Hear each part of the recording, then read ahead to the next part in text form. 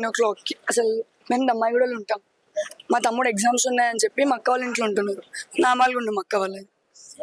నిన్న night around 9 o'clock mummy call చేసినాడు. Mummy call అంటే తమ్ముడు ఒక అమ్మాయిని లవ్ చేసినాడు. ఇద్దరు లవ్ చేసుకున్నారు. ఆల్రెడీ 1 year బ్యాకే ఇట్లా ఏమంటారు ఆ పిల్ల వాళ్ళ బావ వచ్చి మాకు వార్నింగ్ ఇవ్వడం అయ్యింది. అప్పటికి కూడా మేము మీ పిల్లని మీ దారిలో పెట్టుకొని మా కొడుకుని మేము దారిలో పెట్టుకుని అప్పటి నుంచి ఇంకా మా తమ్ముడు మాట్లాడడం ఏం లేదు సార్. ఇంకా వాళ్ళు ఎప్పటి నుంచే ప్లాన్ చేసారో మళ్ళంతా ఏం ప్లాన్ చేసారో మాకు తెలియదు. నిన్న నైట్ తమ్ముడు 9 o'clock మమ్మీ కాల్ చేసి, మమ్మీ ఇట్లా చంద్రిక వాళ్ళు అన్న వాళ్ళు వస్తారు మమ్మీ, నన్ను పక్కకు పిలుస్తారు అని చెప్పి ఫోన్ కట్ చేసిండు సార్. ఎన్ని గంటలకు? 9 o'clock కట్ చేసేసి నైట్ 9 o'clock. అదే లాస్ట్ మాట. ఆ ఒక్క మాట చెప్పిండు, ఫోన్ కట్ చేసిండంటే మళ్ళీ ఎన్ని కాల్స్ చేసినా మా తమ్ముడు రెస్పాండ్ కాలేదు. మా తమ్ముడు వాళ్ళ ఫ్రెండ్స్ ఇద్దరు ఉంది. వాళ్ళు ముగ్గురు వాళ్ళ ఇంటి కింద కూర్చొని మ్యాచ్ చూస్తున్నారంట. ఫస్ట్ 5 members వచ్చినారంట. ఫస్ట్ 5 members వచ్చి చూసినారంట. చూసుకొని మళ్ళీ వెళ్ళిపోయినారు. మళ్ళీ తర్వాత ఎవరైతే ఆ పిల్ల ఉందో ఆ పిల్ల వాళ్ళ బ్రదర్స్ వచ్చినారంట. బ్రదర్స్ వచ్చి అరే ఇక రారబ్బాయి, ఇక మా తమ్ముడి కన్నా చాలా చిన్న వాళ్ళు. ఇప్పుడు మీరు పోలీస్ స్టేషన్కి పోయి చూస్తే కూడా వాళ్ళు పోరోళ్ళు, చాలా పోరోళ్ళు వాళ్ళు ఇక రారబ్బాయి అంటే మా తమ్ముడు వాళ్ళ ఫ్రెండ్స్ ఏమన్నారంట, మేము పంపించము, మేమెందుకు పంపిస్తాము, ఏమైనా ఉండి మాట్లాడుతుంటే మీరు వచ్చి మాట్లాడు, లేదు పర్సనల్ విషయం అంటారు కదా అబ్బాయి, ఎవ్వరు రావద్దు, వాడు నువ్వే ఇద్దరే కూర్చొని మాట్లాడుకోండి, మీ ఇద్దరే ఉండి మాట్లాడుకోండి. ఆ మాట చెప్పే లోపే ఇంకా తమ్ముడిని గుంజేసి కొట్టడము, వీళ్ళిద్దరిని కొట్టడము, ఇంకా లైన్ గా అందరు వచ్చేసి బండి ఆపేసి మరి కొడుతూనే ఉన్నారంట సార్. ఒకటి చేతిలో చాకు పడితే తమ్ముడు వాళ్ళ ఫ్రెండ్ వచ్చి ఇంకొకరికి పట్టుకున్నాంట. వాని చేతిలోకి వెళ్ళి చాకు ఇంకొకరికి పాస్ అయిపోయింది. ఇంకొకరికి పాస్ అయ్యారు. వీళ్ళు ఎవరైతే ఇద్దరు ఉన్నారు సార్ అక్కడ, వాళ్ళ చుట్టుపక్కల అంతమంది ఉన్నా ఏ ఒక్కరు రాలేదు, ఏ ఒక్కరు వచ్చి స్టాప్ చేయలేదు. అది మాకెందుకు పట్టి అని చెప్పి వాడు ఉన్నాడు ఇంట్లో. ఆడ వాళ్ళిద్దరే సార్ అంతమంది. ఇప్పుడు వాడిని చంపనికి వచ్చారు. ఇప్పుడు ఇద్దరు పోరోళ్ళు కాపాడదామని చెప్పి చూస్తే వాళ్ళని కొడుతురు, వాళ్ళని ఇష్టం వచ్చినట్టు కొడుతురు. వాళ్ళని వెనకకెళ్ళి వచ్చి పట్టేసుకొని ఇంకా తమ్ముని ఇష్టం వచ్చినట్టు పొడి చేసారంట సార్. నా తమ్ముడు అప్పటికి కూడా బ్రతిమలాడిందంట సార్, వద్దు గుచ్చకండి మన నుంచి మాట్లాడదాం కూర్చోకండి అని చెప్పి చాలా రిక్వెస్ట్ చేసానంటే సార్. మా తమ్ముడు నన్ను ఏజ్ కూడా సార్, వాడు జస్ట్ 21. వాడు బీటెక్ 3rd year చదువుతుండు. ఎక్కడ చదువుతున్నాడు? మల్లారెడ్డి కాలేజ్ లో. ఈ హత్యకు ప్రేమ వ్యవహారమే కారణమా? ప్రేమ వ్యవహారమో వాళ్ళ పగలో మాకు తెలియదు సార్. ఒకరు ఇన్సిడెంట్ అయితేనే ఆ పిల్లని మా తమ్ముడికి కాల్ చేస్తుండే, ఇట్లా నీ మీద పోక్సో కేసు పెట్టమంటుర్రు, ఒకవేళ నేను నీ మీద పోక్సో కేసు పెట్టకపోతే మా మమ్మీని చంపేస్తారంట అని చెప్పి మా తమ్ముడికి ఫోన్ చేసి చెప్పడం ఇవన్నీ అయినాయి సార్. ఇంకా మేము ఎందుకు యాక్షన్ తీసుకోవాలంటే వద్దు, ఇప్పుడు మనమంతా మనం పోయినాం అనుకో పిల్ల ఫోన్ చేసి మాట్లాడుతుంది అని చెప్పి పిల్లలు కూడా బయటకు వచ్చేస్తారు. వద్దు, ఒక ఆడపిల్లని బయట పెట్టొద్దు అని చెప్పి మా తమ్ముడు కూడా గమ్మునుండే సార్. ఇంకా మేము కూడా వదిలేసినాం. సరే చేసినాం సార్.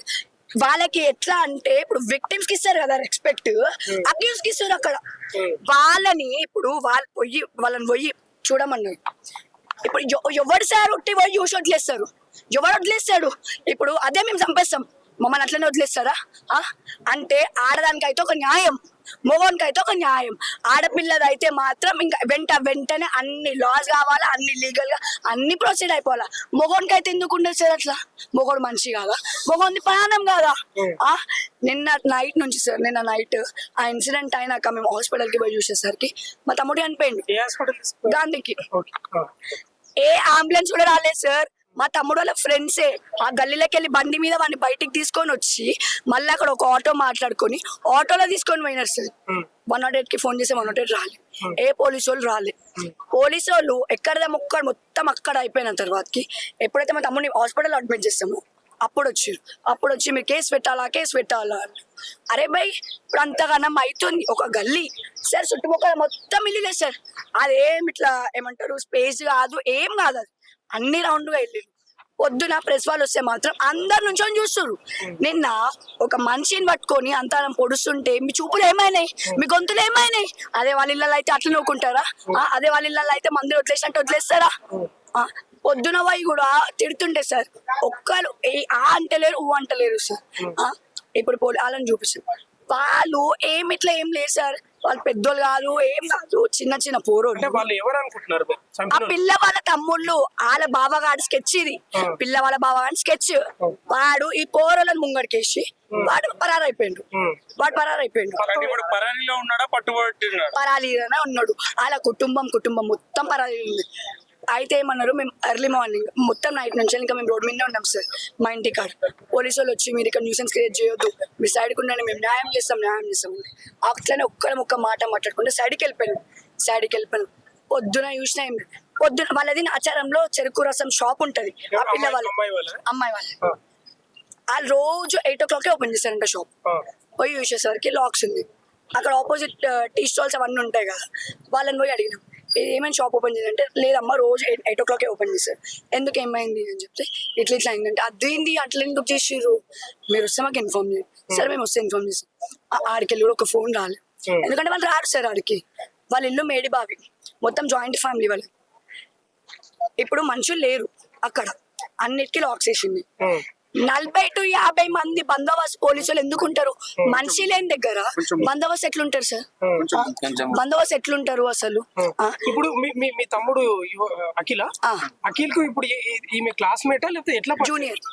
ఎక్కడ? మా తమ్ముడికి స్కూల్ మేట్స్ వీళ్ళు వీళ్ళ రిలేషన్ అమ్మాయి ఏం చదువుతుంది? ఆమె డిగ్రీ సెకండ్ ఇయర్. ఎప్పుడన్నా ఈ అమ్మాయి వాళ్ళ కుటుంబ సభ్యులు మీ తమ్ముని హెచ్చరించే ప్రయత్నం చేసిండ్రా?